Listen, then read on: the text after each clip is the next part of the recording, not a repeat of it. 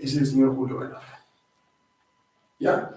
Que tiene plena autonomía del ministro de Economía y Finanzas.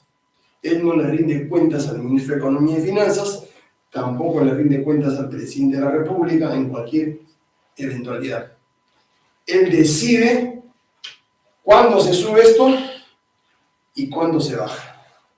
¿Ya? Y eso se estableció en esta constitución fujimontesinista, ¿ya? Porque así lo que hicieron los grandes empresarios, las grandes corporaciones extranjeras, así lo que hizo Estados Unidos. ¿Para qué? Ellos sabían, ya la experiencia histórica les había demostrado, que los gobiernos, ¿no? El aspecto político, la parte política, ¿no es cierto?, era muy incierta, muy inestable. Hoy podía estar la gente de Acción Popular, pasado podía estar la gente del APRA, pasado mañana podría estar Humala, luego podrían regresar la derecha. Entonces ellos saben perfectamente bien, ¿no es cierto?, que son dos vías, ¿no? Son dos grandes autopistas, la autopista política y la autopista económica. Antes estaban fusionadas, pero con esa constitución se autonomizaron. Entonces ellos no querían, las grandes corporaciones, que sus negocios sean interrumpidos por estos avatares políticos, por estos problemas que hay en el Congreso, por esta vacancia, por esta disolución del Congreso. No. Ellos dijeron, el Banco Central de Reserva es nuestro, lo vamos a tomar nosotros, y vamos a tomar también todas las reguladoras, ¿no? Vamos a tomar Indecopi, vamos a tomar Oxitel, vamos a Ocitran y todas aquellas que supuestamente regulan la libre competencia, porque eso es una farsa. Esta no es una economía de libre competencia, esta es una economía de oligopolios, de precios concertados por las grandes empresas, las grandes holdings que hay en el Perú. O sea, hay una concertación de precios, acá hay monopolios, hay oligopolios. Entonces ellos dijeron, nosotros vamos a manejar el Banco Central de Reserva y vamos a colocar a nuestro títere, a nuestro agente, a nuestro empleado. Y así lo han hecho desde el año 93. ¿Ya?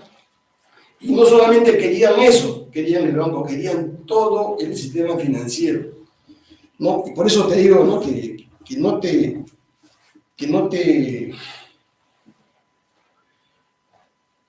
tengas préstamos en los bancos, porque no solamente fue esta constitución monstruosa, ¿no?, delincuencial, sino que ellos se aseguraron con dar un cerrojo más, una ley de bancos, ¿no es cierto?, para meterle candado y que nadie se meta en esos negocios. Y así fue, ¿no?, que en esta ley de bancos ellos mismos, ¿no?, expidieron, ¿no es cierto?, una serie de normas. Acá está, lean ustedes el artículo 7, el artículo 9 de esta ley de bancos. Y por eso que ustedes no entienden, ¿no?, porque son pobres, porque la plata no les alcanza. Dice el artículo 9, libertad para fijar intereses, comisiones y tarifas. Dice, miren, fíjense, las empresas del sistema financiero, es decir, los bancos y las financieras, pueden señalar libremente las tasas de interés. O sea, ellos fijan la tasa de interés como les dé la gana, el monto que quieran. Comisiones y gastos para sus operaciones activas y pasivas y servicios. ¿Ya? O sea, por comisiones te pueden cobrar lo que le dé la gana. Por servicios te pueden cobrar lo que te dé la gana. Y tú no puedes reclamar ante ninguna entidad, ante ningún tribunal de justicia en el Perú, porque esta ley les da esa facultad a ellos. Y pueden fijar los intereses que le dé la gana. 70, 80, 90, 100. ¿No? A pesar, ¿no es cierto?, de que esta ley contenía una excepción, ¿no? Le ponía unos límites en cuanto a fijar la tasa de interés, ¿no?, según lo que fijara el Banco Central. Esta ley fue del año 93, 93, 2003, 2013, 2023. Recién han pasado 30 años y recién ante tanta denuncia de los usuarios de los abusos de los bancos, es que el Congreso se vio obligado a dar una norma para que el Banco Central de Reserva fije tasas máximas, que están en el rango, en estos momentos me parece, del 90 y tantos %. Pero a pesar de que se ha fijado eso, se sigue cobrando intereses por encima de este porcentaje, ¿no? Entonces ellos tienen la Constitución y tienen la ley. Y por lo tanto, te pueden cobrar lo que les da la gana.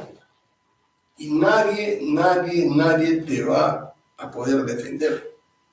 Así busques al mejor abogado como en Perú, no puede hacer nada contra estas normas. Por eso esto lo tenemos que anular nosotros.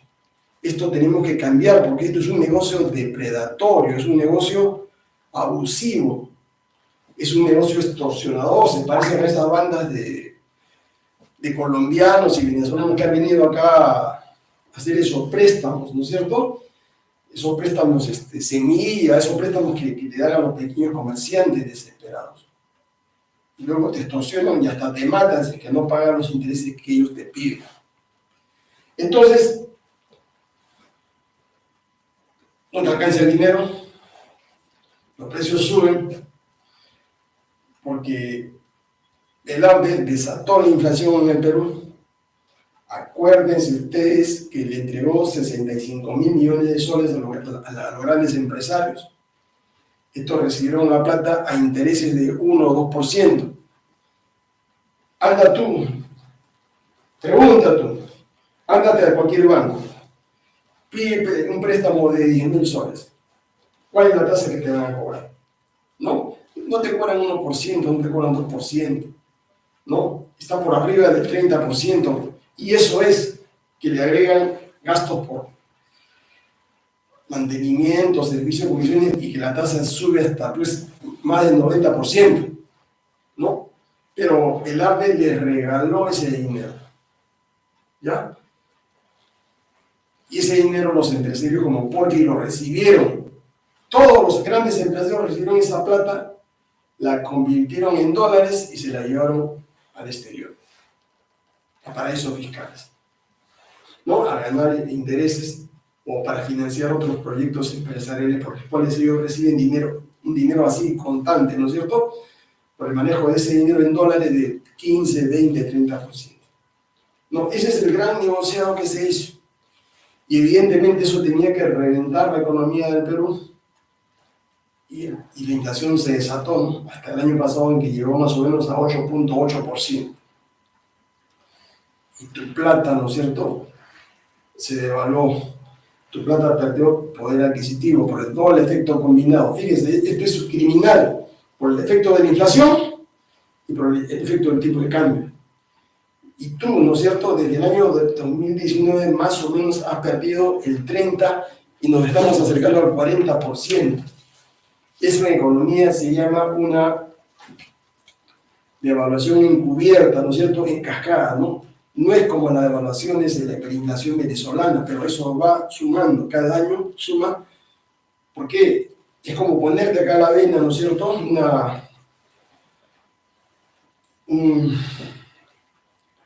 una suerte de agua, suero, ¿no es cierto?, gota a gota, ¿ya? Gota a gota te lo van introduciendo acá. Tú lo vas sintiendo, digamos, gradualmente. Por eso que recién despiertas cuando ves que la cosa, digamos, tiene una dimensión y un día llegas y no puedes comprar el fin de semana. Pregunta a nosotros cómo podemos parar eso. ¿Eso se puede parar? Claro que se puede parar. Eso se puede detener, ¿no? Porque nosotros tenemos que hacer funcionar la economía real, no la economía. Hay dos tipos de economía, la economía real y la economía artificial. La economía real es la producción de bienes y servicios, ¿no? En las zonas urbanas, en los pequeños empresarios, en la sierra, en los campos, en la selva. ¿Ya? Eso es lo que comes tú, eso es economía real. La economía artificial es la economía del billete, ¿no es cierto? Es la economía de la bolsa, donde a ti te roban, ¿no es cierto?, todos los días. Y ese robo, digamos, está manejado, ¿no?, desde las esferas del poder.